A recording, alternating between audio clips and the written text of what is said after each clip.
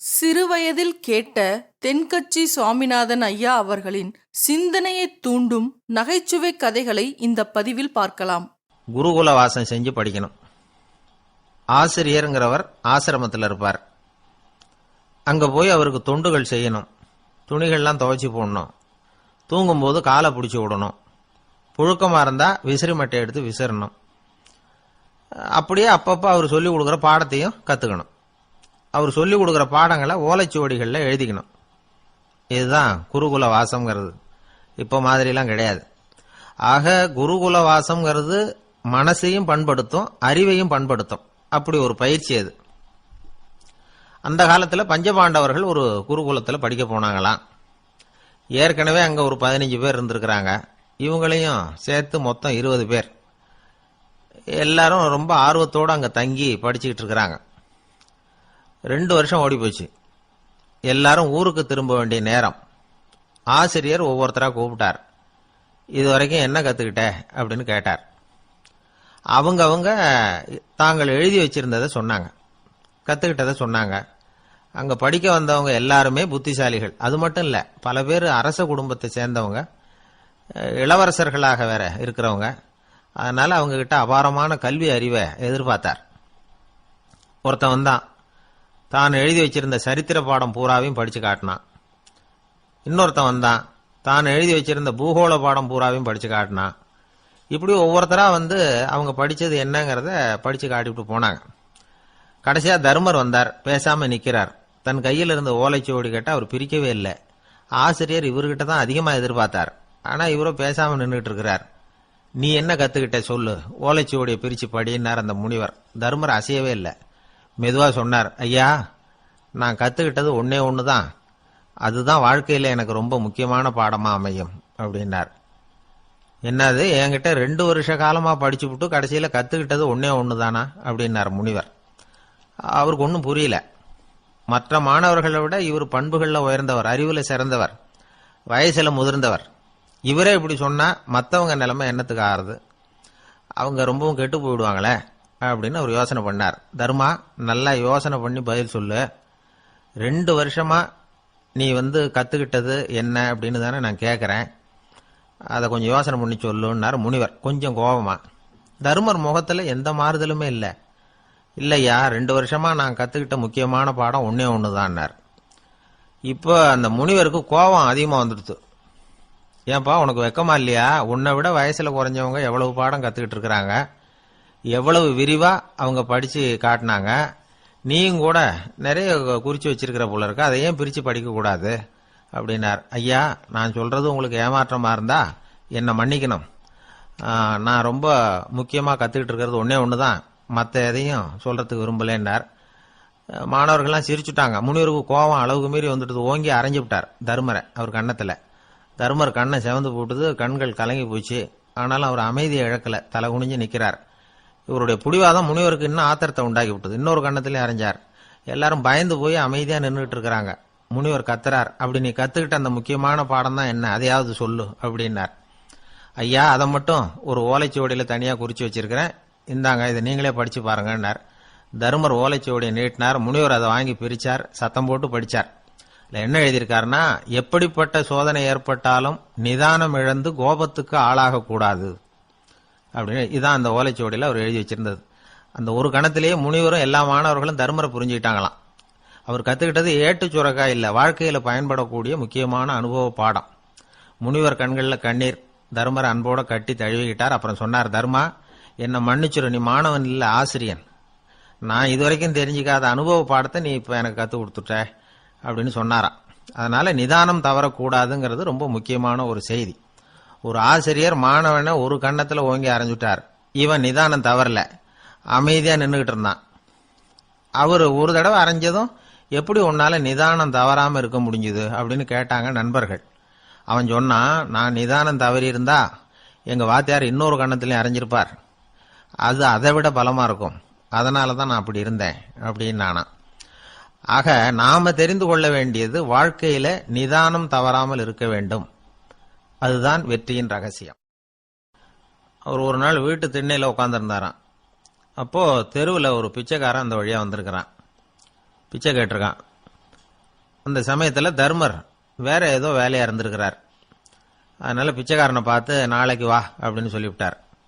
அவனும் சரின்னு சொல்லிவிட்டு போயிட்டான். பீமன் இதை பார்த்துக்கிட்டு இருந்தான். உடனே அவன் என்ன செஞ்சான் தெரியுமா? ஒரு முரசை எடுத்துக்கிட்டு கிராமத்தை நோக்கி ஓடனான். முரசை அடிச்சுக்கிட்டு ஏதோ சொல்ல ஆரம்பிச்சுட்டான். தர்மருக்கும் இது தெரிய வந்தது. அவருக்கு ஒன்றும் புரியல. என்னாச்சு உனக்குன்னு கேட்டார். பீமன் சொன்னான், நான் கிராம மக்களுக்கு ஒரு செய்தியை தெரிவிக்க போறேன் அப்படின்னா. என்ன செய்தின்னார். எங்க அண்ணன் காலத்தை வென்றுட்டார் அப்படிங்கிற செய்தியை சொல்ல போறேன்னா. நான் காலத்தை ஜெயிச்சுட்டேனா, எதனால் அப்படி சொல்ற அப்படின்னு கேட்டார். நீங்க பிச்சைக்காரனை நாளைக்கு வர சொன்னீங்களே, அதனால தான் அப்படின்னா. அதனால என்னன்னார். நீங்க அவனை நாளைக்கு வான்னு சொன்னீங்க, நீங்க நிச்சயமா நாளைக்கு இருப்பீங்களா? அந்த பிச்சைக்காரனும் நாளைக்கு உயிரோட இருப்பானா? நாளைக்கு நீங்க இருந்தாலும் பிச்சை போடக்கூடிய மனோபாவம் உங்களுக்கு இருக்குமா? பிச்சை நிச்சயம் போடுவீங்களா? நாளைக்கு வரைக்கும் அவன் பிச்சைக்காரனாவே இருப்பாங்கிறது என்ன நிச்சயம்? நாளைக்கு உங்க சந்திப்பு நிச்சயம் நடக்குமா? அதனாலதான் நீங்க காலத்தை ஜெயிச்சுட்டீங்க அப்படின்னு சொல்லி அவ்வளவு நிச்சயமா நான் முடிவு பண்ணிவிட்டேன். அப்படி நீங்க நினைச்சதுனால தான் அவனை நாளைக்கு வர சொல்லியிருக்கிறீங்க. இது எவ்வளவு பெரிய விஷயம். இதை மற்றவங்களுக்கு சொல்லாம இருக்கலாமா? நேரம் ஆயிட்டுது, நான் உடனே ஊருக்குள்ள போய் இதை சொல்லணும். தாமதிக்க முடியாது. ஏன்னா இந்த நேரம் கடந்துட்டுதுன்னா அடுத்த நாழிகை எனக்கு கிடைக்கும்ங்கிறது நிச்சயம் இல்லை அப்படின்னு பீமன் சொல்லி முடிச்சுட்டு புறப்படுறதுக்கு தயாரானான். தர்மர் அவசரமா குறுக்கிட்டார். தம்பி, கொஞ்சம் பொறு, நான் தவறு பண்ணிட்டேன். பரிபூர்ண சுதந்திரம் பெற்ற மனிதன் தான் அப்படி பேச முடியும், அப்படி வாக்குறுதி தர முடியும். அந்த பிச்சைக்காரனை இப்பவே கூப்பிடு, ஏதாவது உடனே கொடுத்து அனுப்பி வச்சு விடுறேன். நாளைக்கு என்ன நடக்கும்ங்கிறது யாருக்கு தெரியும் அப்படின்னார். இந்த கதையிலிருந்து நாம உணர்ந்து கொள்ள வேண்டிய உண்மை என்ன தெரியுமா? நிகழ்காலம் ஒண்ணுதான் நம்ம கையில் இருக்கிறது. அதை தவற விடாமல் சரியா பயன்படுத்திக்கணும். கடந்த காலம்ங்கிறது திரும்பி வர போறதில்ல. எதிர்காலம்ங்கிறது இப்ப நம்ம கிட்ட கிடையாது. அதனால நிகழ்காலத்தை தான் நாம பயன்படுத்திக்க முடியும். ஒரு ஊர்ல ஒரு சோதிடர் இருந்தார். அவர் எதிர்காலத்தை பத்தி அதிகமா சொல்லிட்டு இருப்பார். அவருடைய சோதிடத்தை எப்படியாவது பொய்யாக்கி போடணும் அப்படின்னு சொல்லி 2 இளைஞர்கள் தீர்மானம் பண்ணிட்டாங்க. அதுக்காக ஒரு திட்டம் போட்டாங்க. அது குளிர்காலம். ஒரு இளைஞன் பெரிய கோட்டு ஒன்ன சட்டைக்கு மேல போட்டுக்கிட்டான். அந்த மேல் கோட்டுக்கு உள்ள ஒரு புறாவை மறைச்சு வச்சுக்கிட்டான். 2 பேரும் அந்த சோதிடர் வீட்டுக்கு போறாங்க. அவரை பார்த்தாங்க. இத பாருங்க, இந்த கோட்டுக்குள்ள ஒரு புறாவை மறைச்சு வச்சிருக்கிறோம். அந்த புறா இப்போ உயிரோட இருக்கா, இறந்து போச்சா, இதை நீங்க சொல்லணும். சரியா சொல்லிவிட்டா உங்க ஜோசியத்தை நம்புறோம் அப்படின்னாங்க. இவங்க மனசுக்குள்ள என்ன திட்டம்னா, புறா உயிரோட இருக்குன்னு அவர் சொல்லிவிட்டாருன்னா அப்படியே கையால் அமைக்க அதை கொண்டுவிட வேண்டியது. புறா உயிரோட இல்லைன்னு சொல்லிவிட்டாருன்னா அப்படியே உயிரோட எடுத்து காட்டிவிட வேண்டியது. இதுதான் அந்த இளைஞர்களோட திட்டம்.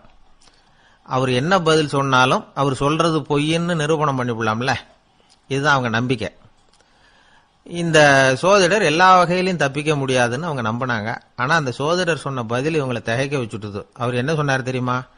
உங்க கோட்டுக்குள்ள இருக்கிற புறா உயிரோட இருக்கா, செத்து போச்சா அப்படின்னு தானே கேக்குறீங்க. அது உங்க கையில இருக்கு. அது சாகவும் இல்லை, உயிரோடவும் இல்லை. அந்த பறவையின் வாழ்வும் சாவும் உங்க கையில தான் இருக்குன்னார். இவங்க தோல்வியை ஒத்துக்கிட்டாங்க. இந்த கதையும் நமக்கு ஒரு உண்மையை உணர்த்துது. இன்றைய இளைஞர்கள் எதிர்காலம்ங்கிற பறவையை தங்களுக்குள்ள வச்சிருக்கிறாங்க. அந்த பறவையின் வாழ்வும் தாழ்வும் அவங்க கையில தான் இருக்கு. நமது வாழ்க்கைங்கிறது நமது கையில. நாம நல்லா இருக்கிறதும் இல்லாம போறதும் நாம தான் காரணம். ஒரு மருத்துவமனை படுக்கையில கிடந்த நோயாளி சொன்னார், டாக்டர், என்னோட வாழ்வும் சாவும் உங்க கையில தான் இருக்கு. ஏன்னா இப்ப எனக்கு ஆபரேஷன் பண்ண போறது நீங்க அப்படின்னாரு. பயப்படாதீங்க, எல்லாம் நாங்க பாத்துக்கிறோம்னாரு டாக்டர். அதுக்கு இல்ல டாக்டர், நான் இது வரைக்கும் ஆஸ்பத்திரி பக்கமே வைத்தியத்துக்குன்னு வந்ததில்லை. இதுதான் எனக்கு முதல் ஆபரேஷன், அதுதான் பயமா இருக்குன்னார் நோயாளி. டாக்டர் சொன்னார், எனக்கும் இதுதான் முதல் ஆபரேஷன், அதுக்காக நான் என்ன பயப்படுறேன்னா பாருங்க, தைரியமா இருங்கன்னார். அதனால நம்ம வாழ்க்கையை நாம தான் தீர்மானிக்கணும். அப்படி அதை தீர்மானிக்கிற பக்குவம் நமக்கு வந்துட்டதுன்னா வாழ்க்கையில வெற்றி நிச்சயம். ஒரே ஒரு ஊர்ல ஒரு பாதிரியார் இருந்தார். ரொம்ப நாள் சந்தோஷமா வாழ்ந்தார். ஒரு நாள் அவர் மடத்து சமையல் அறையில பாத்திரங்களை கழுவி துலக்கி சுத்தப்படுத்திக்கிட்டு இருந்தார். அந்த சமயத்துல ஒரு தேவ தூதன் அவர் முன்னாடி வந்து நின்னான். இவர் நிமிர்ந்து பார்த்தார். ஆண்டவர் என்னை உங்ககிட்ட அனுப்பியிருக்கிறார். பரலோகத்துல வாசம் செய்யறதுக்கு உங்களுக்கு நேரம் வந்துட்டுது அப்படின்னு அந்த ஆள். ஆண்டவருக்கு என்னோட ஞாபகம் வந்ததுக்கு நன்றி. ஆனாலும் இப்போ இங்க நீயே பாரு, எவ்வளவு பாண்டங்கள் பாக்கி இருக்கு, இவ்வளவையும் நான் சுத்தப்படுத்த வேண்டியிருக்கு. நான் நன்றி கெட்டவனா இருக்க விரும்பல. இந்த பணியை முடிக்கிற வரைக்கும் என்னுடைய பரலோக வாழ்வை தள்ளி வைக்க முடியுமா? நீ என்ன நினைக்கிற அப்படின்னு கேட்டார். தேவதூதன் தனக்கே உரிய விவேகத்தோட அன்போட பாதிரியாரை பார்த்தான். சரி, என்ன செய்யலாம்ங்கிறத அப்புறம் சொல்றேன் அப்படின்னு சொல்லிவிட்டு புறப்பட்டு போயிட்டான். ஒரு நாள் அந்த பாதிரியார் தோட்டத்துல உள்ள களைகளை எல்லாம் ஒரு களை கொத்தியால கொத்தி களை எடுத்துக்கிட்டு இருக்கிறார். அந்த சமயத்துல இந்த தேவதூதன் மறுபடியும் அவர் முன்னாடி நிக்கிறான். பாதிரியார் பார்த்தார். இத பாரு, இந்த தோட்டம் பூராவும் எவ்வளவு களை மண்டி கிடக்கு, பரலோகம் கொஞ்ச காலம் எனக்காக பொறுத்திருக்கலாம்னு நீ நினைக்கிறியா அப்படின்னு கேட்டார். தேவதூதன் சிரிச்சுக்கிட்டே மறுபடியும் மறைஞ்சிட்டான்.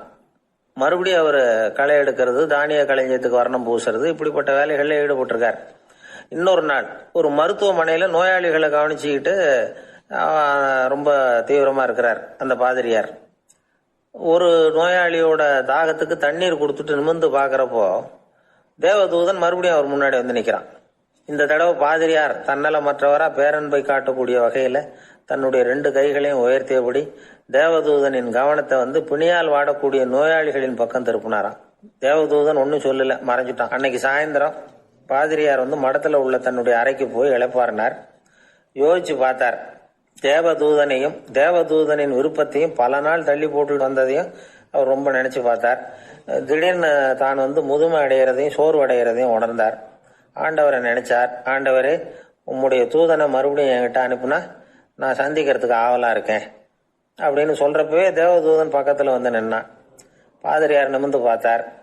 நீ இப்பவே என்னை அழைச்சிட்டு போக விரும்பினா நான் பரலோகத்துக்கு வர்றதுக்கு தயாரா இருக்கேன்னார். தேவதூதன் அந்த பாதிரியார அன்போடவும் விவேகத்தோடவும் பார்த்து, நீங்க என் கூட பரலோகத்துக்கு வர்ற தயாரா இருக்கிறதா சொல்றீங்க, ஆனா நீங்க இதுவரைக்கும் வேற எங்க இருந்ததா நினைக்கிறீங்க அப்படின்னு. அப்படின்னா இதுவரைக்கும் இருந்த இடம் தான் பரலோகம் அப்படிங்கிறத உணர்த்தி இருக்கிறான். பரலோகம்னா என்னன்னு புரிஞ்சுக்கிறதுக்கு இந்த சம்பவம் நமக்கு உதவியா இருக்குது. தொண்டு செய்யறத விட பெரிய செயல் வேற எதுவும் இருக்க முடியாது. அது நம்ம மனசுக்கு கொடுக்கற சுகத்தை வேற எதுவும் கொடுக்க முடியாது. நாம தொண்டு செய்யற இடம் தான் அந்த புண்ணிய இடம். ஆனா இந்த காலத்துல எல்லாம் நாம தொண்டு செய்யணும்னு நினைச்சு ஏதாவது ஆரம்பிச்சா கூட அதை ஒரு மாதிரியா சுத்தி நின்று வேடிக்கை பார்க்க ஆரம்பிச்சிடுறாங்க. ஒரு பெரியவர் அப்படித்தான் ஒரு தொண்டு செஞ்சுக்கிட்டு இருந்தார். ஒரு கோவில் கட்டிக்கிட்டு இருந்தாங்க. அதுல ஒரு இடத்துல ஒரு பலகையை வச்சு ஆணி அடிக்கிற வேலையை செஞ்சுக்கிட்டு இருந்தார் அந்த பெரியவர். ஒரு சின்ன பையன் அதை ரொம்ப ஊக்கமா அக்கறையா கவனிச்சுக்கிட்டு இருந்தான். பெரியவர் இதை கவனிச்சார். என்னப்பா பாக்குற, உனக்கும் இது மாதிரி தொண்டு செய்யணும்னு ஆசையா இருக்கா அப்படின்னு கேட்டார். அதுக்கு அந்த பையன் சொல்றான், அப்படி இல்லைங்க, நீங்க ஆணி அடிக்கிறப்போ கையில சுத்தியால அடிச்சுக்கிட்டா எப்படி துடிப்பீங்க, எப்படி கத்துவீங்கன்னு தெரிஞ்சுக்கிறதுக்காக அதை பார்க்கணும்னு ஆசை, அதுக்காக தான் காத்துக்கிட்டு இருக்கேன் அப்படின்னு நானும். ஒரு ஊர்ல ஒரு ஞானி இருக்கிறார். ரொம்ப பெரிய ஞானி, ரொம்ப வயசாயிட்டுது. கடைசி காலத்துல அவர்கிட்ட சில பேர் வந்தாங்க. உங்க குரு யார் அப்படின்னு கேட்டாங்க. அவர் நிமிர்ந்து பார்த்தார். எனக்கு ஆயிரக்கணக்கான குருமார்கள் உண்டு, அவங்க பேரெல்லாம் சொல்லணும்னா இந்த காலம் பத்தாது, ஆனா முக்கியமான ஒரு 3 பேரை பத்தி மட்டும் உங்களுக்கு சொல்றேன் அப்படின்னாராம். அப்புறம் சொன்னார், அந்த 3 பேர்ல ஒருத்தன் ஒரு திருடன். ஒரு சமயம் ஒரு பாலைவனம் வழியா நான் போய்கிட்டு இருந்தேன். அப்போ வழி தவறி போய் ஒரு கிராமத்துக்கு போயிட்டேன். அது இருட்டு நேரம், நடுராத்திரி, ஊரே உறங்கி போச்சு. அந்த நேரத்துல ஒரு ஆள் மட்டும் ஒரு வீட்டு சுவத்துல ஏதோ பண்ணி உள்ள நுழையறதுக்கு முயற்சி பண்ணிட்டு இருக்கிறான். அவங்கிட்ட போய் நான் இன்னைக்கு இங்க எங்க தங்க முடியும் அப்படின்னு கேட்டேன். அதுக்கு அவன், இந்த ராத்திரி வேளையில அது ரொம்ப சிரமம், ஒரு திருடனோட உங்களால தங்க முடியும்னா நீங்க என்னோட தங்கலாம் அப்படின்னா. நான் அவங்க கூட 1 மாசம் தங்கி இருந்தேன். ஒவ்வொரு நாள் ராத்திரியும் இப்ப நான் என்னுடைய வேலைக்கு போறேன், நீங்க ஓய்வு எடுத்துக்கங்க அப்படின்னு சொல்லிட்டு போவான். அவன் திரும்பி வந்த உடனே உனக்கு ஏதாவது கிடைச்சதான்னு நான் கேட்பேன். அதுக்கு அவன், இன்னைக்கு ராத்திரி ஒண்ணும் இல்லை, நாளைக்கு மறுபடியும் முயற்சி பண்ணுவேன் அப்படின்பா. எப்பவும் அவன் நம்பிக்கை இழந்ததே கிடையாது, எப்பவும் சந்தோஷமாவே இருப்பான். நானும் ரொம்ப காலமா தியானம் பண்ணிக்கிட்டே இருந்தேன், ஒண்ணுமே நடக்கல. ஆனா நான் என்ன பண்ணேன் தெரியுமா, மனசு வருத்தப்படும், நம்பிக்கை இழந்துருவேன். அப்பெல்லாம் அந்த திருடனுடைய விடாமுயற்சி தான் ஞாபகத்துக்கு வரும். அதனால அந்த திருடன் எனக்கு ஒரு குரு. என்னுடைய 2வது குரு யாருன்னா அது ஒரு நாய். இது எப்படின்னா, ஒரு சமயம் எனக்கு ரொம்ப தாகமா இருந்தது. ஒரு நதியை நோக்கி போயிட்டு இருந்தேன். அப்போ ஒரு நாயும் வந்தது. அதுக்கும் தாகம். ஓடி வந்து ஆத்த பார்த்தது. அதோட நிழல் வந்து ஆத்துல தெரிஞ்சது. அதை பார்த்ததும் பயந்துட்டுது அது. அதாவது அது தன்னுடைய சொந்த உருவத்தையே கண்டு பயந்தது. அதை பார்த்து குறைக்குது, திரும்பி ஓடிச்சு. ஆனா அதுக்கு தாகம் அதிகமா இருந்ததுனால அது மறுபடியும் திரும்பி வந்தது. பார்த்தா மறுபடியும் தண்ணியில நாயோட உருவம் தெரியுது.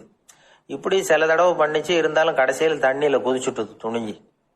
இப்படி குதிச்ச உடனே அதோட உருவமும் மறைஞ்சுட்டுது. இதை பார்த்தேன். நான் என்ன புரிஞ்சுக்கிட்டேன்னா, எவ்வளவுதான் பயம் இருந்தா கூட ஒருத்தன் தைரியமா காரியத்துல இறங்கணும் அப்படிங்கிறத புரிஞ்சுக்கிட்டேன். இந்த போதனை அந்த நாய்கிட்ட இருந்து எனக்கு கிடைச்சது. இது ஒண்ணு. அடுத்தது என்னுடைய 3வது குரு யாருன்னா, அது ஒரு சின்ன குழந்தை. நான் ஒரு சமயம் ஒரு நகரத்துக்கு போனேன். அங்க ஒரு குழந்தை எரிகிற மெழுகுவத்தி ஒண்ணு எடுத்துக்கிட்டு வந்தது. நான் அந்த குழந்தைய பார்த்து வேடிக்கையா கேட்டேன், ஏன் பாப்பா இந்த மெழுகுவத்தியை நீயாவே கொளுத்துனியா அப்படின்னு கேட்டேன். ஆமான்னுது அந்த குழந்தை. சரி, இந்த மெழுகுவத்தி முன்னாடி எரியாம இருந்தது, இப்ப எரியுது. இந்த மெழுகுவத்திக்கு வெளிச்சம் எங்க இருந்து வந்தது, அதை எனக்கு காட்ட முடியுமா அப்படின்னு கேட்டேன் அந்த குழந்தைகிட்ட. இதுக்கு அந்த குழந்தை சிரிச்சுக்கிட்டு அந்த மெழுகுவத்திய ஊதி அணைச்சுட்டுது. அதுக்கப்புறம் என்ன பார்த்து கேட்டது, இப்ப இந்த மெழுகுவத்தியின் வெளிச்சம் போனதை பாத்தீங்க இல்லையா, அது எங்க போச்சுன்னு எனக்கு சொல்லுங்க அப்படின்னுது. அந்த குழந்தை இப்படி கேட்டதும் என்கிட்ட இருந்த ஆணவம் அழிஞ்சுட்டுது. நான் படிச்சதெல்லாம் அந்த வினாடியில சுக்கு நூறா போட்டுது. என்னுடைய முட்டாள்தனத்தை நான் உணர்ந்தேன் அப்படின்னு இவ்வளவு அந்த ஞானி விவரமா சொன்னாராம். அதனால நாம இன்னார்கிட்ட இருந்துதான் இதை கத்துக்கணுங்கிறது இல்லை, யாருகிட்ட இருந்தும் எதையும் கத்துக்கலாம். நம்மால் ஒருத்தன் ஒரு நாய் வளர்த்துக்கிட்டு இருந்தான். அந்த நாய்க்கு வால் கிடையாது. யாரோ ஏற்கனவே வெட்டி எடுத்துட்டாங்க. இந்த நாய் தான் சார் எனக்கு குரு, அதுகிட்டே இருந்து கூட நான் பாடம் கத்துக்கிட்டு இருக்கிறேன் அப்படின்னா. அப்படி என்ன கத்துக்கிட்டேன் இந்த வால் இல்லாத நாய்கிட்ட இருந்து அப்படின்னு கேட்டோம். நாம யாருகிட்டையும் வாலாட்டக்கூடாது அப்படிங்கிற பாடத்தை அதுகிட்ட இருந்து தான் நான் கத்துக்கிட்டேன் அப்படின்னா. ஒரு பூங்கா. அங்க ஒருத்தர் நின்றுட்டு இருக்கிறார். நின்றுகிட்டே ஏதோ ஆழ்ந்த யோசனையில் இருக்கிறார். அந்த பக்கமா இன்னொருத்தர் வந்தார். இவரை கவனிச்சார். என்ன யோசனைன்னு கேட்டார்.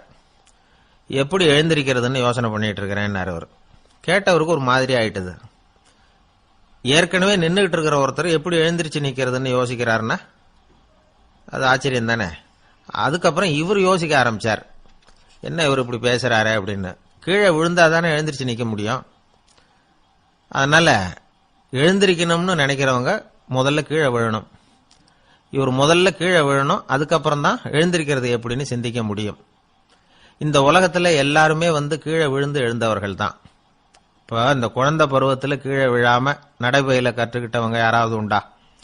சின்ன வயசுல ஒரு தடவை கூட கீழே விழல சார், அப்படியே பிறந்தார் வளர்ந்தார் பெரியவர் ஆயிட்டார் அப்படின்னு யாரையும் சொல்ல முடியாது. அதனால மனுஷங்கிறவன் விழுந்து புரண்டு எழுந்துதான் நடக்க கத்துக்கிறான். ஒரு உண்மையை நாம எல்லாரும் புரிஞ்சுக்கணும். இந்த உலகத்துல தவறு செய்யாத மனிதர்களே யாரும் கிடையாது.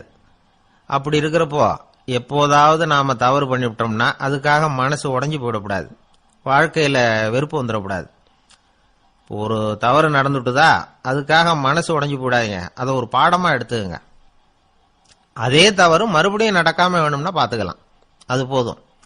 தடைக்கல்ல படிக்கெல்லாம் மாத்திக்கணும். இதுதான் இதுல முக்கியம். ஒரு அலுவலகம், அங்க ஒரு அதிகாரி, அவர் உயர்ந்த பதவியில் இருந்தார். சிறந்த நிர்வாகின்னு பேர் வாங்கினவர் அவர். அவர் தனக்கு கீழே வேலை செய்யறவங்க கிட்ட எல்லாம் சொல்லுவாராம், இந்த நிறுவனத்துல நீங்க எத்தனை தடவை வேணும்னாலும் தவறுகள் செய்யலாம், ஆனா ஒரே விஷயம் என்னன்னா ஒரே தவறை மறுபடியும் செய்யக்கூடாது, அது முக்கியம் அப்படின்பாராம். இத மேம்போக்கா பார்த்தா அவர் ஏதோ தன்னுடைய ஊழியர்களை தவறு செய்ய தூண்டுறது மாதிரி தெரியும். ஆனா உண்மை அப்படி இல்லை. இன்னைக்கு என்ன நடக்குது தெரியுமா? அநேகமா எல்லா மனிதர்களுமே ஒரே தவறை தான் மறுபடியும் மறுபடியும் செய்யறாங்க. விளையாட்டு வீரர்கள் ஒரே மாதிரியான தவறுகளை திரும்ப திரும்ப செய்யறது உண்டு. கணக்கு எழுதுறவங்கள பாருங்க, ஒரே தப்ப மறுபடியும் மறுபடியும் செய்வாங்க. அலுவலகம் வருகிறவர்களை கவனிங்க, ஒரு நாள் தாமதமா வந்தா பரவாயில்ல, தினமும் தாமதமா வருவாங்க. இது மாதிரி செய்த தவறையே திரும்ப திரும்ப செய்யறதுக்கு என்ன காரணம் அப்படின்னா சோம்பல், ஞாபக மறதி, கவனக்குறைவு, தன்னுடைய திறமை பேர்ல அளவுக்கு மீறிய நம்பிக்கை, இப்படி இதில் ஏதாவது ஒரு காரணமா இருக்கலாம் அப்படிங்கிறாங்க இது பற்றி ஆய்வு செய்கிற வல்லுநர்கள். ஒரு தடவை செஞ்ச தவிர மறுபடியும் செய்யறது இல்லைன்னு முடிவு செஞ்சுக்கிட்டு அதை செயல்படுத்த கத்துக்கணும்.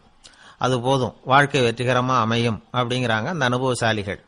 அதனால வெற்றிகரமா வாழ்க்கையில நடைபோட விரும்பும் இளைஞர்கள் தவிர்க்க வேண்டியது என்னன்னா, முதல்ல சோம்பலை தவிருங்கள், சுறுசுறுப்பாக இயங்குங்கள் அப்படிங்கறது அவங்க அறிவுரை. ரெண்டாவது ஞாபக மறதி, எந்த செயல்லையும் ஈடுபாடு வேணும், அக்கறை வேணும். மூணாவது கவனக்குறைவு, எதையும் அலட்சியப்படுத்தக்கூடாது. நாலாவது என்னால முடியாதது எதுவுமே கிடையாது அப்படிங்கிற அளவுக்கு மீறிய நம்பிக்கை, அது ஆபத்துல கொண்டு போய் விட்டுரும். அதனால முதல் தவறு உங்களுக்கு ஒரு பாடமா அமையணும். ஒரு மனிதர் அவர் தன்னுடைய 2 காதுலையும் கட்டு போட்டுக்கிட்டு வந்தார். அவருடைய நண்பர் அதை கவனிச்சுட்டார். என்ன சார் ஆச்சு, 2 காதுலையும் கட்டு போட்டிருக்கீங்களே அப்படின்னு விசாரிச்சார். ஒண்ணுமில்ல சார், வீட்டில் ரொம்ப ஆர்வமா டிவியில கிரிக்கெட் மேட்ச் பார்த்துக்கிட்டு இருந்தேன். அப்போ என்னுடைய மனைவி துணிகளுக்கு அயன் பண்ணிக்கிட்டு இருந்தாங்க. அயன் பாக்ஸை அப்படியே வச்சுட்டு அடுப்பங்கரைக்கு போயிட்டாங்க. அந்த சமயம் பார்த்து டெலிஃபோன் பண்ணி அடிச்சுது. அவசரமா ஓடி போய் அதை எடுத்து காதில் வச்சேன். அப்பதான் தெரியும் அது அயன் பாக்ஸுங்கிற விஷயம். சூடா இருந்ததா, சுட்டு விட்டுது அப்படின்னாரு. ஒரு காது சரி சார், 2 காதும் ஏன் அப்படி ஆச்சு அப்படின்னு கேட்டார். அதே ஆளு மறுபடியும் போன் பண்ணா சார் அப்படின்னாரு இவர். இவர் எவ்வளவு தூரம் யோசிச்சிருப்பார் பாருங்க. அதனால ஒரு தவறு மறுபடியும் நடக்கக்கூடாது. முதல் தவறு உங்களுக்கு ஒரு பாடமாக அமையட்டும் அப்படிங்கிறது தான் இதுல இருந்து நாம தெரிந்து கொள்ள வேண்டிய கருத்து. அதனால தவறுகள் அதெல்லாம் தடைக்கெல்லாம் நினைக்க வேண்டாம், படிக்கெல்லாம் நினைப்போம். அப்படி நினைச்சோம்னா வாழ்க்கையில வெற்றி நிச்சயம். கொஞ்சம் தூரத்துல நாம நிக்கிறோம், எட்டத்துல இருந்துகிட்டு அவரை கவனிக்கிறோம். அவர் போன்ல பேசுறத, அவர் பேசுகிற வார்த்தைகள் என்ன அப்படிங்கறது நம்ம காதுல விழல. ஆனாலும் அவர் பேசிக்கிட்டு இருக்கிறது நல்ல செய்தியா கெட்ட செய்தியா அப்படிங்கறத நம்மால யூகிக்க முடியும். மகிழ்ச்சியான செய்தியை பேசும்போது முகம் மலருது, புன்னகை பூக்குது. இதுல ஒண்ணு நீங்க கவனிக்கணும், தொலைபேசியில நாம பேசுறப்போ நம்மோட பேசுறவர் எதிரில் இல்ல. அவர் தொலைபேசி வழியா நம்ம குரலை மட்டும்தான் கேட்க போறார், நம்ம முகத்தை அவர் பார்க்க போறது இல்ல. அப்படி இருந்தும் அப்ப நம்ம முகம் ஏன் மலரணும் அப்படின்னா இதுதான் உடல் மொழி, பாடி லாங்குவேஜ் அப்படின்னு சொல்றாங்க. நம்ம அறியாமலேயே நம்ம உடம்பு செய்திகளை தெரிவிக்குது பாருங்க, அதுதான் உடல் மொழி. ஒரு மனிதர் தொலைபேசியில பேசிக்கிட்டு இருக்கிறத நீங்க தூரத்துல இருந்து கவனிச்சுக்கிட்டே அவர் நண்பரோட பேசுறாரா, மனைவியோட பேசுறாரா, குழந்தையோட பேசுறாரா, இல்ல மேல் அதிகாரி கிட்ட பேசுறாரா, அல்லது அவருக்கு கீழே பணிபுரிகிறவர்கள் கிட்ட பேசுறாரா அப்படிங்கறத கண்டுபிடிக்கலாம். அதுக்கு காரணம் அவருடைய உடல் மொழி. இந்த உடல் மொழி கூட நம்ம வாழ்க்கையின் முன்னேற்றத்துக்கு பயன்படும். இத பத்தியெல்லாம் கூட சில நிபுணர்கள் ஆராய்ச்சி பண்ணி பார்த்திருக்கிறாங்க. அவங்க சில விவரங்களை சொல்றாங்க. குறிப்பா ஒருத்தர் தன்னுடைய நாற்காலியில கிட்டத்தட்ட படுத்துக்காத குறையா உட்கார்ந்துருக்கிறாருன்னு வச்சுக்கோங்க. எதிர இருக்கிறவர் பேசுறது அவருக்கு பிடிக்கலன்னு அர்த்தமா. தலையை சொரிஞ்சுக்கிறது, வேற வேற திசைகள்ல பாக்குறது, கொட்டாவி விடுறது, கால்களை மாத்தி போட்டு உட்கார்றது, களைப்பா கை விரல்களை அப்படியே பின்னிக்கிறது, அடிக்கடி கடிகாரத்தை பாக்குறது, இப்படிலாம் ஒருத்தர் பண்ணிட்டு இருக்கிறாருன்னா நாம கூடிய சீக்கிரம் அந்த இடத்த விட்டு எழுந்திரிச்சு வந்துடுறது நல்லது. ஏன்னா இதெல்லாம் அவருடைய சலிப்பு, சோர்வு, ஆர்வமின்மை, இதுக்கு அடையாளங்கள். நம்முடைய பேச்சு அவரை சலிப்படைய வச்சுட்டதுன்னு அர்த்தம். அவர் ரொம்பவும் சோர்ந்து போயிட்டாருன்னு பொருள். நம்முடைய பேச்சில் அவருக்கு ஆர்வம் இல்லைன்னு அர்த்தம். அதே நேரத்தில் நாற்காலியின் நுனியில அமர்ந்து உடலை முன்னுக்கு நகர்த்தி எதிர இருக்கிறவரின் கண்களை பார்த்துக்கிட்டே பேசினாலும் சரி அல்லது பேச்சை கேட்டாலும் சரி, உங்க பேர்ல மற்றவங்களுக்கு உள்ள பிடிப்பு அதிகரிக்கும். நாம எப்படிப்பட்டவருங்கிறத நம்ம உடம்பும் நடை உடை பாவனையும் அடுத்தவங்களுக்கு காட்டி கொடுத்துரும். உங்க உடம்பு, உங்க பார்வை, நடை, உட்கார்ற விதம், இதை வச்சுக்கிட்டே நீங்க பொறுப்புள்ளவரா, முரடரா, அலட்சியமானவரா, மரியாதை தெரிஞ்சவரா, அடக்கமானவரா, நம்பிக்கைக்கு உரியவரா, நாணயம் இல்லாதவரா, பயந்தவரா, திறமசாலியா, அப்பாவியா அப்படிங்கறதெல்லாம் கண்டுபிடிச்சிடலாம். அதனால இந்த உடல் மொழியை புரிஞ்சுக்கிட்டு நம்மளை கொஞ்சம் சரிப்படுத்திக்கிட்டோம்னா வாழ்க்கையில சுலபமா பல காரியங்களை சாதிக்க முடியும். ஒரு மனநல மருத்துவமனை, அங்க ஒருத்தர் ஒரு நாற்காலியில உட்காந்துக்கிட்டு கார் ஓட்டுறது மாதிரி அப்படி பாவனை பண்ணிட்டு இருந்தார். ஸ்டேரிங்கை திருப்புறது மாதிரி, பின்னாடி வர்ற வண்டியை நிக்க சொல்றது மாதிரி, அப்புறம் இவரு ஒதுங்கிக்கிட்டு அவருக்கு வழி விடுறது மாதிரி, இப்படிலாம் சேட்டைகள் பண்ணிட்டு இருந்தார் மனநல மருத்துவமனையில. இத பார்த்துக்கிட்டு இருந்த ஒருத்தர் பக்கத்துல இருந்த இன்னொருத்தர்கிட்ட கேட்டார், இவர் ஏன் இப்படி பண்றாரு, இவருக்கு ஏன் அப்படி வந்தது நிலைமை அப்படின்னு சொல்லி அவர் விசாரிச்சார்.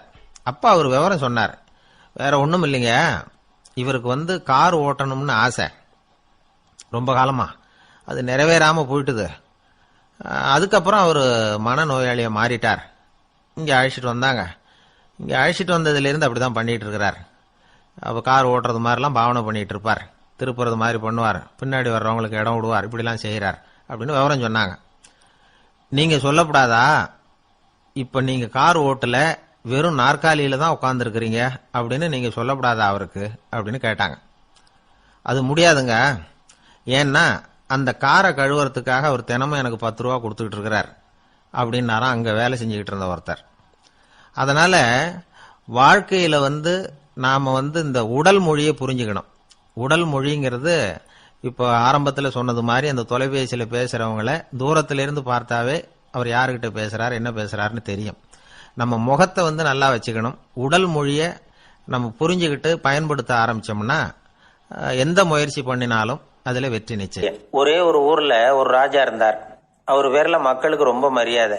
அவ்வளவு நல்லா ஆட்சி புரிஞ்சுக்கிட்டு வந்தார். அவருக்கு வயசாயிட்டுது.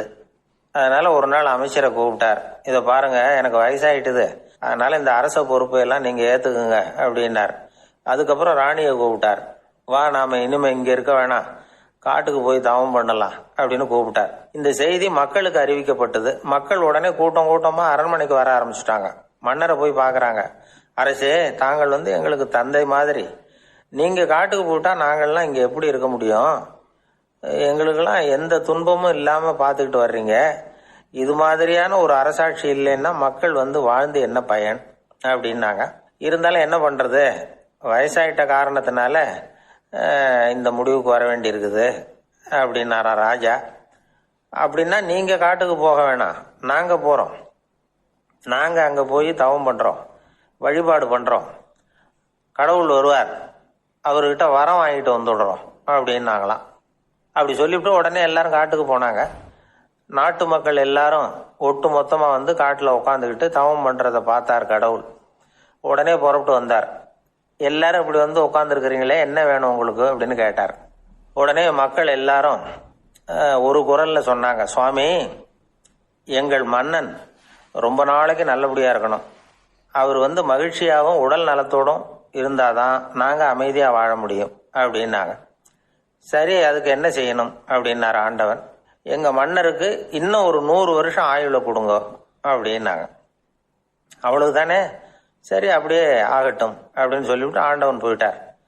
மக்கள் மகிழ்ச்சியோட திரும்பி வந்தாங்க. மன்னா, கடவுள் வரம் கொடுத்துட்டார், நீங்க 100 வருஷம் வாழ போறீங்க அப்படின்னாங்க. இதை கேட்டதும் ராணி ராஜாவை வணங்கி, நான் தவம் செய்ய போறேன் அப்படின்னு புறப்பட்டாங்க. உடனே மக்கள் என்ன நினைச்சாங்க தெரியுமா? ஐயோ, நாம ராஜாவுக்கு மட்டும்தானே நீண்ட ஆயுள் வேணும்னு வரம் வாங்கினோம், ராணிக்கு வாங்கலையே, அதுதான் கோபத்துல புறப்பட்டாங்க போல இருக்கு அப்படின்னு நினைச்சு வருத்தப்பட்டாங்க. ஆனா ராணி நினைச்சது அது இல்ல. ராணி போய் தவம் பண்ணாங்க, கடவுள் காட்சி கொடுத்தார். இவங்க கேக்குறாங்க, சுவாமி, ராஜாவுக்கு மட்டும் 100 வருஷம் ஆயுள்னு வரம் கொடுத்துட்டீங்க, அப்படின்னா குடிமக்களும் 100 வருஷம் இருக்கணும். இப்படிப்பட்ட குடிமக்கள் இல்லைன்னா அப்படிப்பட்ட அரசன் இருந்து என்ன பிரயோஜனம் அப்படின்னாங்களாம். ஆண்டவன் பார்த்தார். சரி, அவங்களும் 100 வருஷம் வாழ்வாங்க, அது மட்டும் இல்ல, நீயும் 100 ஆண்டு காலம் வாழ வரமளிக்கிறேன் அப்படின்னு சொல்லிவிட்டு மறைஞ்சிட்டார். இதுல ஆண்டவன் வர்றதும் மறையறதும் முக்கியம் இல்லை. இதுல கவனிக்க வேண்டியது ஆள்கிறவனின் விசால மனம், குடிமக்களின் விசால மனம், ஆள்கிறவன் மனைவியினுடைய விசால மனம். இப்படி ஒரு நாடு இருந்துட்டுதுன்னா எப்படி இருக்கும் வாழ்க்கை நினைச்சு பாருங்க. அதனாலதான் பெரியவங்கள்லாம் சொல்றாங்க, இதய வாசல் திறந்தே இருக்கணும், இதயத்தின் கதவுகளை மூடாதீங்க அப்படின்னு சொல்லுவாங்க. என்கிட்ட ஒருத்தர் சொன்னார், என்னுடைய இதய வாசல் எப்பவும் திறந்தே தான் இருக்குதுன்னார். எதனால் அப்படி சொல்றீங்க அப்படின்னு கேட்டோம். டாக்டரே சொல்லிவிட்டார், என்னுடைய இதயத்துல ஒரு ஓட்டை இருக்குது அப்படின்னு, வால்வு சரியில்லையா. ஆபீஸ் முடிஞ்சு வீட்டுக்கு போற சமயத்துல ஒருத்தர் கடைக்கு போய் ஸ்வீட் வாங்கினார். சரி, வீட்டுக்கு பிள்ளைங்களுக்கு தான் வாங்கிட்டு போறார் அப்படின்னு மற்றவங்க நினைச்சாங்க. அவரு அப்படி செய்யல. அந்த இடத்துலயே பொட்டலத்தை பிரிச்சார், திருட மாதிரி அப்படியே சுற்றி ஒரு தரம் பார்த்துக்கிட்டார். யாரும் தெரிஞ்சவங்க இல்லைங்கிறத முடிவு பண்ணிட்டு அவசரமாக அதை அப்படியே போட்டு முழுகிவிட்டு கையை தொடச்சிக்கிட்டு நல்ல புள்ள மாதிரி நடந்து போக ஆரம்பிச்சிட்டார். அவர் யாருன்னா, அவரோட பிரச்சனை எல்லாருக்கும் தெரியாது, சில பேருக்கு தான் தெரியும். அதாவது அவர் உடம்புல சர்க்கரை இருக்குன்னு டாக்டர் சொல்லிவிட்டாராம். அதனால வீட்டில் சர்க்கரையே இவர் கண்ணில் காட்டுறதில்ல. அதனால இவர் யாரு கண்ணிலையும் படாமல் இப்படிப்பட்ட வேலைகள்லாம் செய்யறது வழக்கம். யாருக்கும் தெரியாமல் இப்படி ஸ்வீட்டை வாங்கி சாப்பிட்டுட்டு அவர் பாட்டுக்கு போயிடுறது. இப்படிப்பட்டவங்களுக்கெல்லாம் கொஞ்சம் ஆறுதலான தகவல் இன்னைக்கு. அது என்னன்னா, நாம சாப்பிடுற சர்க்கரைக்கும் நம்ம உடம்புல உள்ள சில கோளாறுகளுக்கும் அப்படி என்னதான் சம்பந்தம் இருக்குது. இதை பத்தி சமீபத்தில் சில ஆராய்ச்சிகள்லாம் நடந்திருக்குது. ஏன்னா சர்க்கரைன்னாவே விஷம் மாதிரி அதை பார்க்கறவங்களும் சில பேர் உண்டு. சின்ன பிள்ளைங்களுக்கு வயத்துல பூச்சி உண்டாகிறதுல இருந்து பெரியவங்களுக்கு நீரிழிவு வர்ற வரைக்கும் எல்லாத்துக்கும் சர்க்கரை தான் காரணம்னு சொல்லிட்டு இருக்கிறோம். ஆனா அந்த அளவுக்கு பயப்பட வேண்டிய அவசியம் இல்லை அப்படின்னு சொல்றாங்க. சர்க்கரை வியாதி, இருதய நோய், பித்த நீர்ப்பை நோய், இதெல்லாம் சில நோய்கள்லாம் நாம சாப்பிடுற சர்க்கரைக்கும் தொடர்பு இருக்குன்னு நினைக்கிறோம். ஆனா அப்படி சம்பந்தம் உண்டுங்கிறதுக்கு போதுமான அளவுக்கு ஆதாரம் இல்லை அப்படிங்கிறாங்க ஆராய்ச்சியாளர்கள். ஒரே ஒரு சம்பந்தம் தான் உறுதியா இருக்குதான். அதுவும் இந்த பல் சிதைவு அப்படின்னு இருக்கு இல்லையா, அந்த சர்க்கரை சாப்பிடுறதுக்கும் இந்த பல் சிதைவுக்கும் சம்பந்தம் இருக்கு அப்படிங்கறத மட்டும் உறுதியா சொல்றாங்க. சர்க்கரைன்னா நாம சாப்பிடுற ஜீனி மட்டும் இல்ல, பழம், காய்கறி, பால், தேன், இப்படி எல்லாத்துலயும் அது இருக்குது. கேரட் கொடுக்குற சத்துல 88% சர்க்கரை, ஆப்பிள் கொடுக்குற சக்தியில 95% சர்க்கரை. இது ஜீனி சர்க்கரை, இது ஆப்பிள் சர்க்கரை அப்படிங்கிற வித்தியாசம்லாம் உடம்புக்கு கிடையாது. ரெண்டுமே உடனடியா சக்தி கொடுக்குது. ஒரு ஸ்பூன் சர்க்கரையில 16 கலோரி தான் சத்து இருக்குது. அதிகமா சர்க்கரை சாப்பிட்டா நீரிழிவு வந்துருங்கிறது தப்பான ஒரு அபிப்பிராயம். டயபெட்டிஸ்ங்கிறது ஒரு மெட்டபாலிக் டிசார்டர், அவ்வளவுதான். அதாவது நாம சாப்பிடுற சர்க்கரையை நம்ம உடம்பு திறமையா உபயோகப்படுத்திக்க முடியல அப்படின்னு அர்த்தம். அதனாலதான் அதிகமா இனிப்பு வேணாம்னு சொல்றோம். ஏற்கனவே உடம்பால முடியாத ஒண்ண மறுபடியும் அது தலையில சுமத்தி அதிகமா வேலை வாங்க வேணாமே அப்படிங்கிறதுக்காக தான். ஆகாரத்துல அதிகமா சர்க்கரை இருந்தா அதனால உடனே சர்க்கரை வியாதி வந்துடும்ங்கிறதுக்கு விஞ்ஞான ரீதியா போதுமான ஆதாரம் இல்லை. அதனால எப்போவாவது அதிகமா ஸ்வீட் சாப்பிட்டுட்டா ஐயோ அதிகமா சாப்பிட்டோமோ, என்ன பண்ண போகுது தெரியலையே அப்படின்னு நினைச்சு மனசை போட்டு குழப்பிக்க வேண்டியதில்லை. பொதுவா எதுவுமே அதிகமா வேண்டாம், எல்லாம் சீரா இருந்தா போதும். நீரிழிவுங்கிறது புதுசா வந்துட்ட ஒரு நோய் இல்லை, ரொம்ப காலமாவே இருக்கிற ஒண்ணுதான். நம்ம முன்னோர்கள் இதை மதுமேகம் அப்படின்னு சொல்லுவாங்க. அதை கட்டுப்படுத்துறதுக்கு அவங்களே சில வழிமுறைய சொல்லி வச்சிருக்கிறாங்க. அது என்னன்னா வேற ஒண்ணும் இல்லை, இந்த பாவக்காய், முள்ளங்கி, அருகம்புல், அவ்வளவுதான். வெள்ளை முள்ளங்கி இருக்குல்ல, அதை வாரத்துக்கு 3 நாள் சாப்பிட்டுக்கிட்டு வாங்க. நூலுக்கோல் ரொம்ப நல்லது. இல்லைன்னா முள்ளங்கி சாறு 1 ounce சாப்பிட்டுட்டு வரலாம். ரத்தத்துல சேர்ற சர்க்கரை அளவை இதெல்லாம் கட்டுப்படுத்துது. சிறுநீர்ல காணப்படுகிற சர்க்கரை அளவையும் சமநிலைப்படுத்துது. தினமும் ஆகாரத்துல கோதுமை, கேழ்வரகு, வெந்தயம், கருவேப்பிலை, சோயாபீன்ஸ் எது கிடைக்குதோ சேர்த்துக்கலாம். இப்படிலாம் செஞ்சுக்கிட்டு வந்தா அப்புறம் வீட்டுக்கு தெரியாம கடையில போய் நின்றுட்டு ஸ்வீட் வாங்கி திருட்டுத்தனமா சாப்பிட வேண்டிய அவசியமே உங்களுக்கு வராது. 2 ஆசாமிகள் கடற்கரையில உட்காந்து சாவகாசமா பேசிக்கிட்டு இருந்தாங்களாம். ஒருத்தர் சொன்னார், இன்னொருத்தருக்கு தெரியாம ஸ்வீட்டு சாப்பிடுறதே எப்பவும் இடைஞ்சல் தான் சார். நேத்திக்கு பாருங்க அப்படிதான் சாப்பிட்டுக்கிட்டு இருந்தேன், வீட்டுக்காரி கண்ணில் போட்டு விட்டுது, அதுக்கப்புறம் ஒரே ரகலையா போச்சு அப்படின்னாராம். எனக்கு கூட அப்படிதான் சார் ஆயிட்டுது, ஒரே ரகலை அப்படின்னாராம் இன்னொருத்தர். நீங்க சாப்பிட்டதும் உங்க வீட்டுக்காரங்க கண்ணில் போட்டு விட்டுதா சார் அப்படின்னு கேட்டிருக்காரு இவர். அதுக்கு அவர் சொன்னாராம், அப்படி இல்லை சார், கடைக்காரர் கண்ணில் போட்டு விட்டுதோ, நான் அவருக்கு தெரியாம அந்த ஸ்வீட்டை அவர் கடையில இருந்து எடுத்திருந்தேன் அப்படின்னு விளக்கம் கொடுத்தாராம் இந்த ஆள். ஒரு ஊர்ல ஒரு பெரிய ஞானி இருந்தார். அவர் படுக்கையில இருந்தார். இன்னும் கொஞ்ச நேரம் தான் அவர் இந்த உலகத்துல இருக்க போறார். அவரை சுத்தி ஏகப்பட்ட கூட்டம். ஏற்கனவே அவருடைய உபதேசங்களை கேட்டவங்க பல பேர் அவரை சுத்தி நிக்கிறாங்க. அந்த ஞானி மெதுவா கண்ணை திறந்து பாக்குறார். எல்லாரும் அவருடைய கடைசி வார்த்தையை கேட்கறதுக்காக அவளோட காத்துக்கிட்டு இருக்கிறாங்க. அந்த ஞானி மெதுவா பேச ஆரம்பிச்சார். நான் என்னுடைய வாழ்நாள் பூராவும் உங்களுக்கு நிறைய போதனைகள் சொல்லிக்கிட்டு இருக்கிறேன். பேரானந்தம், மகிழ்ச்சி, தியானத்தன்மை, இதை பத்தி எல்லாம் சொல்லியிருக்கிறேன். இப்போ நான் வேற ஒரு கரைக்கு போய்கிட்டு இருக்கிறேன். நான் இனிமே இந்த கரையில இருக்க மாட்டேன். நீங்க நான் சொன்னதையெல்லாம் கேட்டீங்க, ஆனா எதையும் நீங்க நடைமுறைப்படுத்தி பார்க்கல. எல்லாம் கேட்டதோட சரி, அதோட விட்டுட்டீங்க. அப்புறம் அதை தள்ளி போட்டுக்கிட்டே வந்துட்டீங்க. மேலும் அதை தள்ளி போடுறதுல எந்த பிரயோஜனமும் கிடையாது. இப்ப நான் போய்கிட்டு இருக்கிறேன், உங்களில் யாராவது என்னோட வர்றதுக்கு தயாரா அப்படின்னு கேட்டார். அவ்வளவுதான், யாரும் வாயை திறக்கல. ஒரே மௌனம், சத்தமே இல்லை. ஒருத்தர் பார்த்துக்கிட்டே நிக்கிறாங்க. அந்த கூட்டத்துல ஒரு ஆள் அந்த ஞானி கூடவே 40 வருஷத்துக்கு மேலா இருந்திருக்கிறான். அவனும் வாயை திறக்காம இன்னொருத்தன் முகத்தை பார்த்துக்கிட்டே நிக்கிறான். இந்த சமயத்துல பின்னாடி நின்றுட்டு இருந்த ஒருத்தன் கையை தூக்கினான். ஞானி அவனை பார்த்தார். சரி, ஒருத்தனுக்காவது நம்மோட வர்றதுக்கு தைரியம் இருக்குது அப்படின்னு நினைச்சார். ஆனா அந்த ஆள் என்ன சொன்னான் தெரியுமா? ஐயா, நீங்க கேக்குறப்போ நான் உடனே எழுந்திருக்கல, கையை மட்டும்தான் தூக்கினேன். என்ன காரணம்னா, நான் எப்படி அடுத்த கரைக்கு வந்து சேர்றதுங்கிறத தெரிஞ்சுக்கிறதுக்காகத்தான். அந்த விவரத்தை மட்டும் இப்போ உங்ககிட்ட இருந்து நான் தெரிஞ்சுக்க ஆசைப்படுறேன். ஏன்னா இப்ப நான் உங்க கூட வர்றதுக்கு தயாரா இல்லை. எவ்வளவோ காரியங்களை நான் இன்னும் இங்க முடிக்க வேண்டி இருக்குது. வீட்டுக்கு ஒரு விருந்தினர் வந்திருக்கிறார், என்னுடைய இளைய மகனுக்கு கல்யாணம் பண்ணி வைக்கணும். அதனால இன்னைக்கு உங்க கூட வர முடியாது. அது மட்டும் இல்ல, இப்போ உங்க கூட அடுத்த கரைக்கு வந்தா திரும்பி வர முடியாதுன்னு வேற சொல்றீங்க. அதனால இப்ப நான் வரல. இன்னொரு நாள் நிச்சயமா நான் வர்றேங்க, வந்து உங்களை சந்திக்கிறேன். அதனால இப்போ நீங்க இன்னொரு தடவை எங்களுக்கு விளக்கமா சொல்லணும். ஏற்கனவே பல தடவை சொல்லியிருக்கிறீங்க, தயவு பண்ணி இப்போ ஒரு தடவை சொன்னீங்கன்னா சௌரியமா இருக்கும்.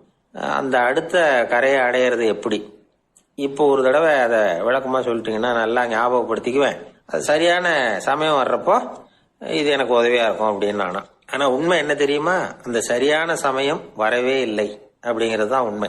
இப்படி அந்த கதை முடியும். இந்த கதை அந்த ஒரு ஆளுக்கு மட்டும் இல்ல, கிட்டத்தட்ட எல்லாருக்குமே அது பொருந்தும் அப்படிங்கிறாங்க விவரம் தெரிஞ்சவங்க. எல்லாருமே அந்த சரியான தருணத்துக்காகத்தான் காத்துக்கிட்டு இருக்கிறாங்களாம். அதுக்காக ஜோசியம் பாக்குறாங்க, கைரேகை பாக்குறாங்க, நாளைக்கு என்ன நடக்குங்கிற ஆவல்ல எல்லாரும் காத்துக்கிட்டு இருக்கிறாங்க. ஆனா அந்த ஒரு நாள் ஒருபோதும் வரப்போறது இல்ல. நீங்க தள்ளி போடுறதுக்காக பல அர்த்தமில்லாத காரணங்களை தேடுறீங்க அப்படிங்கிறார் ஒரு ஞானி. காத்திருக்கிறதுலேயே நம்ம காலம் ஓடி போயிடுது. ஏன்னா இன்னைக்கு நாம சிந்திக்கிறது நாளைக்கு நாம சிந்திக்கிறது இல்லை. ஒவ்வொரு நாளும் ஒவ்வொரு மாதிரி போயிடுது. நாளைக்கு மறுநாளை பத்தியே சிந்திக்கிறோம். இப்படியே அது பாட்டுக்கு போயிடும். கரையை தொட்டு பார்க்கறது எப்போ, இதுதான் கேள்வி. நமக்கு வேண்டியப்பட்ட ஒருத்தர் ஒரு ரயில்வே பிளாட்ஃபாரத்துல நின்றுட்டு இருக்கிறார். அங்க இருக்கிறவங்க கிட்ட கேட்கிறாராம், விசாரிக்கிறார். ஏங்க கிழக்க போற ரயில் போயிட்டுதுங்களான்னாராம். போயிட்டுதுன்னு இருக்கிறாங்க. கொஞ்ச நேரம் கழிச்சு, ஏங்க மேற்க போற ரயில் போயிட்டுதுங்களான்னு கேட்டிருக்காரு. போயிட்டுதுங்களான் இருக்காங்க. அப்புறம் கொஞ்ச நேரம் கழிச்சு மறுபடியும், ஏங்க 10:30 மணி வண்டி போயிட்டுதான்னு கேட்டிருக்காரு. தொடர்ந்து காலையில இருந்து சாயந்தரம் வரைக்கும் இப்படி ஒரே இடத்துல நின்றுட்டு கேட்டுக்கிட்டே இருக்கிறார். இதை பார்த்துக்கிட்டு இருந்த ஒருத்தர் அவர்கிட்ட ஏங்க நீங்க எங்க போகணும் அப்படின்னு கேட்டாராம். இவர் மெதுவா சொன்னாராம், இந்த ரயில்வே லைனை தாண்டி அந்த பக்கம் போகணும் அப்படின்னாராம். ஒரு ஊர்ல ஒரு ஆள் இருந்தான். அவனுக்கு ஒரே ஒரு மகள். அவளை நல்ல இடத்துல கட்டி கொடுக்கணும்னு ஆசைப்பட்டான். அதுக்காக மாப்பிள்ளை தேடிட்டு இருந்தான். அவன் கொஞ்சம் வசதியான ஆள். அதனால நிறைய பேர் வந்தாங்க. இருந்தாலும் ஒரு நல்ல குணமுள்ள மாப்பிள்ளையா இருக்கணும் அவன் எதிர்பார்த்தான். அப்படி இருக்கணும்னு தொடர்ந்து முயற்சி பண்ணான். கடைசியா ஒரு 3 பேர் கிடைச்சாங்க. அந்த 3 பேர்ல யாரை தேர்ந்தெடுக்கிறது, இதுதான் அவனுக்கு வந்த குழப்பம். இந்த நிலைமையில ஒரு பெரியவரை தேடி போனான். அவர்கிட்ட தன்னுடைய பிரச்சனையை சொன்னான். அவர் கொஞ்சம் யோசனை பண்ணார். அதுக்கப்புறம் 3 பேரையும் கூப்பிட்டார். இதை பாருங்கப்பா, உங்க 3 பேருக்கும் 3 மாச கால அவகாசம் தர்றேன். நீங்க இப்ப போகலாம். 3 மாசம் கழிச்சு திரும்பி வரலாம். அப்படி வரும்பொழுது இந்த 3 மாச காலத்துல நீங்க செஞ்ச நல்ல காரியம் ஏதாவது ஒண்ணு சொல்லணும். அதை வச்சு உங்கள ஒருத்தரை நாங்க தேர்ந்தெடுத்துக்கிறோம் அப்படின்னு சொன்னாராம். 3 பேரும் சரின்னு சொல்லிவிட்டு திரும்பி போயிட்டாங்க. 3 மாசம் ஆச்சு. அதுக்கப்புறம் ஒரு நாள் திரும்பி வந்தாங்க. அவர் அவங்கள கூப்பிட்டு உட்கார வச்சார். அப்புறம் கேட்டார், இப்ப சொல்லுங்க, இந்த 3 மாச காலத்துல நீங்க செஞ்சிருக்கிற ஏதாவது ஒரு நல்ல காரியத்தை சொல்லுங்க அப்படின்னாரு. முதல்ல ஒருத்தன் எழுந்திருச்சு நின்னான். ஐயா, எங்க அப்பா இறந்த பிறகு அவரோட கணக்கு வழக்குகளை எடுத்து பார்த்துக்கிட்டு இருந்தேன். அவர் ஒரு வியாபாரி கிட்ட 10,000 ரூபாய் கடன் வாங்கி இருக்கிறதாக எழுதியிருந்தார். அந்த வியாபாரியும் இப்ப உயிரோட இல்ல. இருந்தாலும் அந்த வியாபாரியோட மகனை தேடி கண்டுபிடிச்சேன். கணக்கு புத்தகத்தை காட்டினேன். எங்க அப்பா உங்க அப்பா கிட்ட 10,000 ரூபாய் கடன் வாங்கி இருக்கிறதாக இதை எழுதியிருக்கிறார். அதனால அதை திருப்பி கொடுக்கறதுக்காக வந்திருக்கிறேன். இந்தாங்க அந்த பணம் அப்படின்னு சொல்லி கொடுத்துட்டு வந்துட்டேன் அப்படின்னு நானும். இதை பெரியவர் கவனமா கேட்டுக்கிட்டார். அதுக்கப்புறம் 2வது இளைஞன் எழுந்திருச்சான். ஐயா, நான் போன மாசம் ஒரு நாள் ராத்திரி வேளையில ஒரு காட்டுப்பாதை வழியா எங்க ஊருக்கு போயிட்டு இருந்தேன். அந்த சமயத்துல அந்த வழியா வந்துகிட்டு இருந்த ஒரு வழிபோக்கர்கிட்ட 4-5 திருடர்கள் வம்பு வளர்த்து அவர்கிட்ட இருந்த பொருளை எல்லாம் கொள்ளையடிச்சுக்கிட்டு இருந்தாங்க. நான் உடனே ஒரு குச்சியை எடுத்துட்டு ஓடினேன். அந்த திருடர்களை அடிச்சு விரட்டினேன். பொருளை எல்லாம் மீட்டு அந்த வழிபோக்கர்கிட்ட ஒப்படைச்சேன். அவரை பத்திரமா அழைச்சிட்டு போய் அவர் வீட்டில் விட்டுட்டு வந்தேன் அப்படின்னு நானும். இதையும் பெரியவர் கவனமா கேட்டுக்கிட்டார். அடுத்தபடியா 3வது இளைஞன் எழுந்திருச்சான். ஐயா, போன மாசம் ஒரு நாள் நான் ஒரு மலைப்பாதை வழியா போயிட்டு இருந்தேன். மலைப்பாதை விளிம்புல ஒரு மதகு கட்டை, அது மேல ஒரு ஆள் படுத்து தூங்கிட்டு இருந்தான். அந்த பக்கம் தவறி உருண்டு விழுந்திருந்தான்னா அதில் பாதாளம், அது மலையடி வாரத்துல போய் தான் விழணும், அவ்வளவு பள்ளம். அது தெரியாம அவன் பாட்டுக்கு தூங்கிட்டு இருந்தான். நான் உடனே அவன்கிட்ட ஓடி போய் குனிஞ்சு அவன் முகத்தை பார்த்தேன். அப்பதான் புரிஞ்சுது, அவன் ஏற்கனவே எனக்கு தெரியும், அவனை எனக்கு நிறைய கெடுதல் பண்ணியிருக்கிறான், இடைஞ்சல் கொடுத்தவன். இருந்தாலும் ஐயோ பாவம்னு நினைச்சு அவனை எழுப்பி பாதுகாப்பா வேற ஒரு இடத்துல படுக்க வச்சுட்டு வந்தேன் அப்படின்னு நானும். பெரியவர் இதையும் கேட்டுக்கிட்டார். அதுக்கப்புறம் அவங்க 3 பேரையும் பார்த்து, நீங்க போகலாம், நாங்க யோசிச்சு முடிவு பண்ணி உங்களுக்கு சொல்லி அனுப்புறோம் அப்படின்னாராம். அந்த இளைஞர்கள் புறப்பட்டு போயிட்டாங்க. அதுக்கப்புறம் அந்த பெண்ணோட அப்பாவை பார்த்து சொன்னார், இந்த 3 பேருமே நல்ல பிள்ளைங்க தான், அதுல ஒன்றும் சந்தேகம் இல்லை. இருந்தாலும் இந்த 3 பேர் செஞ்ச செயல்களையும் ஒப்பிட்டு பார்க்க வேண்டியிருக்கு. முதல் இளைஞன் நேர்மைக்கு எடுத்துக்காட்டா விளங்குறான். இந்த காலத்துல இது மாதிரி இளைஞர்களை பார்க்கறது ரொம்ப கஷ்டம்தான். இருந்தாலும் அவன் கடமையை தான் செஞ்சான். 2வது இளைஞன் நல்ல வீரன், தைரியசாலி. ஒரு வீரன் எதை செய்யணுமோ அதைத்தான் இவன் செஞ்சான். இவன் ஒரு லட்சிய மனிதன். 3வது இளைஞன் தன்னுடைய பகைவனுக்கே உதவி செஞ்சிருக்கான். அவன் உயிரை காப்பாத்தி இருக்கிறான். பகைவனுக்கு அருள்வதுங்கிறது ஒரு சாதாரண மனுஷனால செய்யக்கூடிய காரியம் இல்லை. பகையை மறக்கிறதும் பகைவனுக்கு அருள்வதும் தெய்வீக பண்புகள். அதனால இவனையே உன்னுடைய மகளுக்கு ஏற்ற மாப்பிள்ளையா தேர்ந்தெடுக்கலாம் அப்படின்னு சொன்னாங்களாம். ஒரு நல்ல நாள்ல அவங்களுக்கு திருமணம் நல்ல விதமா நடந்து முடிஞ்சுதான். இது சுவாமி சின்மயானந்தர் சொல்லி இருக்கிற ஒரு கதை. இதுல இருந்து நாம புரிந்து கொள்ள வேண்டிய ஒரு கருத்து, நமக்கு கெடுதல் பண்ணவங்களுக்கும் நாம நல்லது செய்யணும். ஆனா நடைமுறையில அப்படி நம்மால செய்ய முடியறதில்ல, அதுதான் சிக்கல். நம்மால் ஒருத்தங்கிட்ட கேட்டேன், ஏண்டா உன்னுடைய பகைவன் ஒருத்தன் அது மாதிரி ஒரு மலைப்பாத மதகு கட்டையில படுத்திருந்தா உடனே நீ என்ன நினைப்ப அப்படின்னு கேட்டோம். இது ஒரு அருமையான சந்தர்ப்பம்னு நினைப்பேன் அப்படின்னா. எதுக்குன்னு கேட்டோம். அவனை அந்த பக்கமா உருட்டி கீழே தள்ளுறதுக்கு